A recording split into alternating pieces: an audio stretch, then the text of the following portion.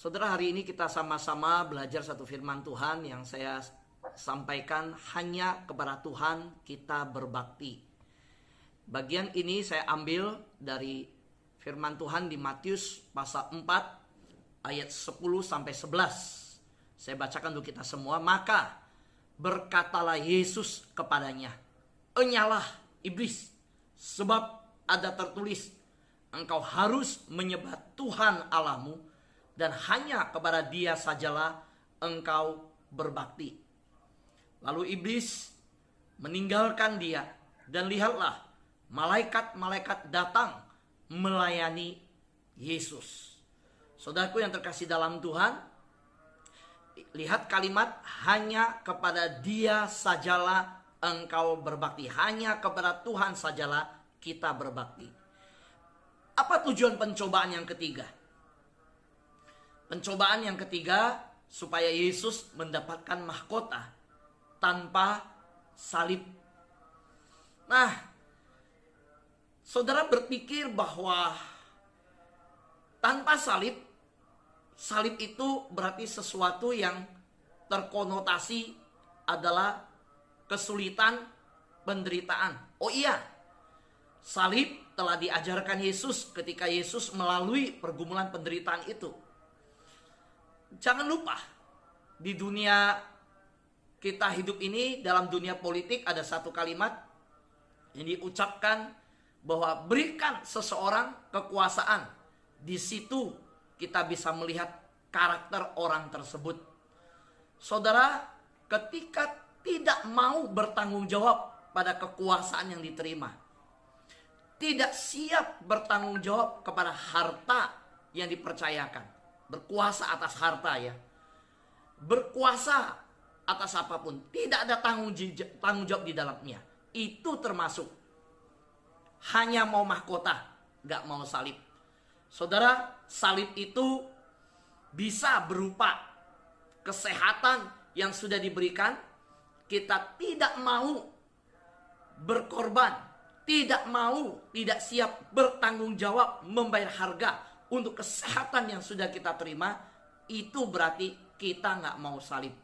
Kita cuma mau terima kesehatan. Sehat itu dari Tuhan, berkat itu dari Tuhan. Waktu dikasih sehat oleh Tuhan, kasih berkat oleh Tuhan, dikasih kekuasaan oleh Tuhan, dikasih harta oleh Tuhan, tidak mau bertanggung jawab di dalamnya, itu berarti tidak mau salib dijalankan dalam hidup. Cuma seperti Adam dan Hawa, dikasih Taman Eden, dikasih buah-buah makan, dikatakan Tuhan, berkuasalah engkau, ya, berkuasalah. Artinya apa? Memanage, ya, mengelola, ya, dominion, memimpin, ya. Karena bahasa yang dipakai Yunaninya yaitu basileo, ya, basileo, turunan bahasa basileo, basilika. Pada waktu diberikan Taman Eden, diberikan kekuasaan, berkuasalah, basileolah engkau, basilikalah engkau, dominionlah engkau.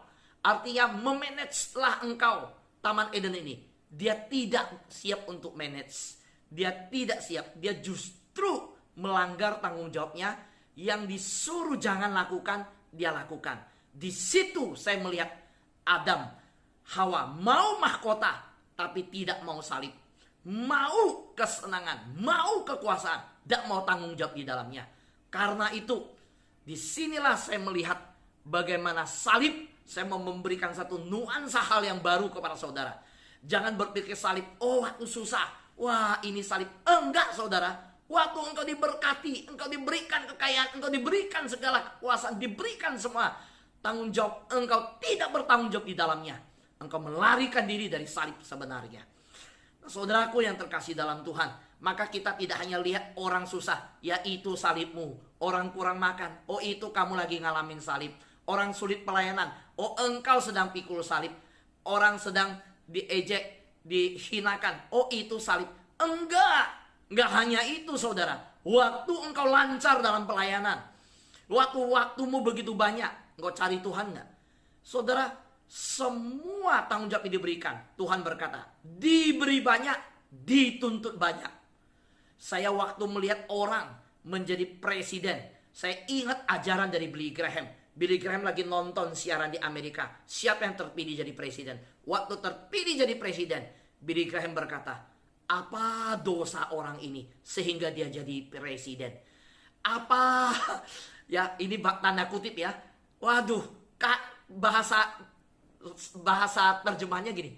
Kasihan banget orang ini jadi presiden. Karena apa? Billy Graham menyadari jadi presiden itu diberi kekuasaan besar, tanggung jawab besar. Maka bahasa nyelenehnya Billy Graham, wah ini orang ini kasihan banget. Dosanya apa sampai terpilih jadi presiden?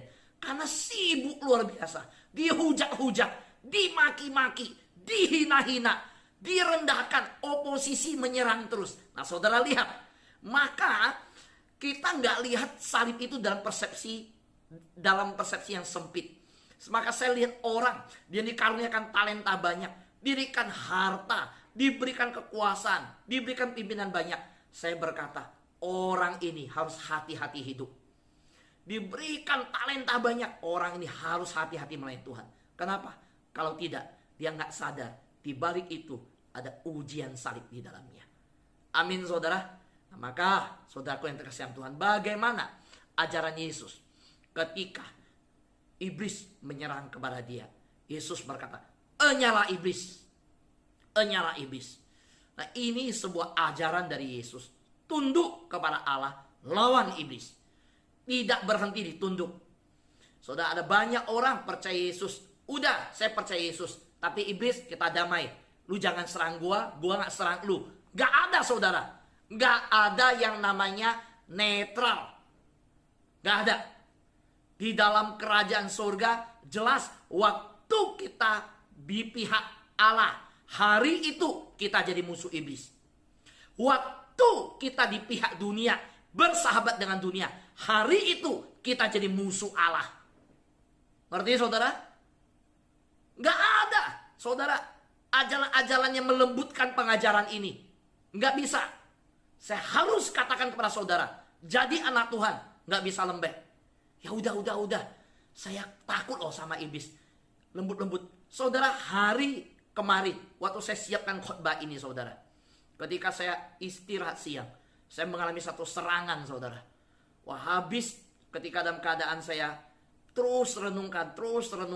Karena setiap hari bangun pagi, siapin 2 khotbah. Paling gak setiap hari siapin 1 khotbah. Seperti ini. Dan saudara, saya berkhotbah. Saya tidak pernah mundur di dalam semangat.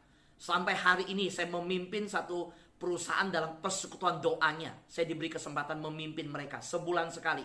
Cuma khotbah untuk berapa orang? Saudara tahu?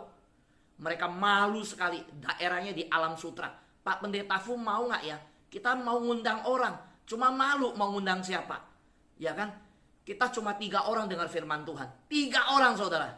Saya bilang gak masalah. Kamu jangan pikir 1000 orang ngundang saya baru mau. 3 orang ngundang saya juga bersedia. Lalu mereka lihat saya khotbah. 3 orang. Mereka kaget selesai khotbah. Sejak itu mereka bilang, setiap bulan Pak Fu yang layanin. Kenapa? Kita pernah ngundang yang lain. Lihat 3 orang. Dia khotbahnya loyo. Nggak siapin PowerPoint. Nggak siapin bahan. Cuma datang khotbah buka Alkitab. Udah selesai. Nada khotbahnya, semangatnya pun nggak ada. Saya bilang nggak bisa. Saya mau khotbah depan 3 orang. Mau khotbah 1000 orang. Semangat saya tetap sama. Mau khotbah malam hari, khotbah siang hari, mau khotbah fajar, saya juga semangat. Sampai saking semangat khotbah, teriak-teriak, semangat saudara. Anak saya sampai kebangun. Anak saya sampai hari ini terbiasa dengar saya. Suara saya di doa fajar. Udah tahu papa yang khotbah. Saudaraku yang terkasih dalam Tuhan. Kalau berpihak Allah, otomatis kita musuh iblis. Waktu kita bersahabat sama dunia, otomatis dikatakan firman Tuhan. Saat itu kita musuh Allah. Nggak ada netral-netral, tengah-tengah. Maka ajaran Yesus kepada jawab iblis, enyalah iblis. Apa? Tunduk kepada Allah. Setelah tunduk, nggak diam, serang iblis. Maka hasilnya iblis lari daripadamu. Saudaraku yang terkasih dalam Tuhan, ajaran Yesus ini saya ambil dari Yakobus pasal 4. Nah ada banyak orang mengutip ayat ini, tapi tidak lihat konteks ayat sebelumnya dan sesudahnya. Yang penting udah lawan iblis.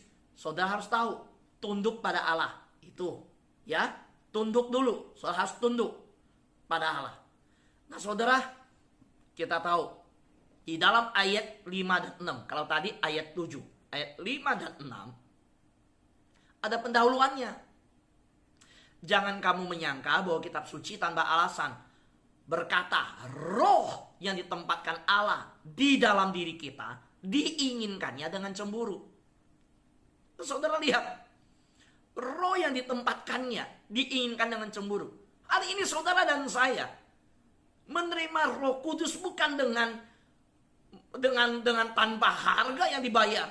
Salib yang harus dipikul Yesus menyelesaikan sebuah misi yang penuh dengan pergumulan. Saudara, setelah itu Yesus bangkit, ya dikuburkan, bangkit, naik ke surga, Roh Kudus dicurahkan.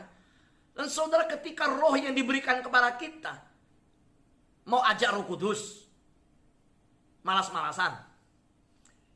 Ajak Roh Kudus cuma nonton drama Korea, nggak pernah baca Alkitab.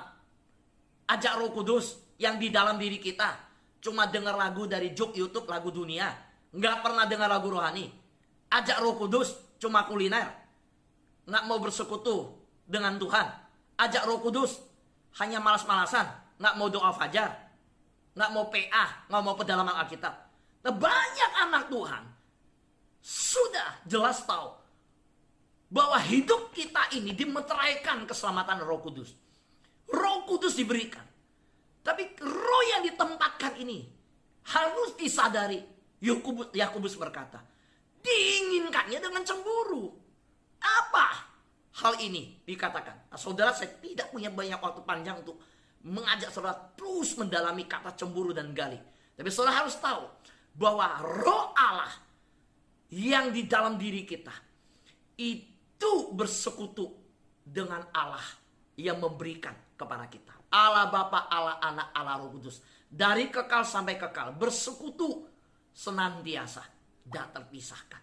Nah, bagaimana mungkin Roh Kudus yang diberikan kita tidak sungguh-sungguh hidup dengan bersekutu dengan Allah?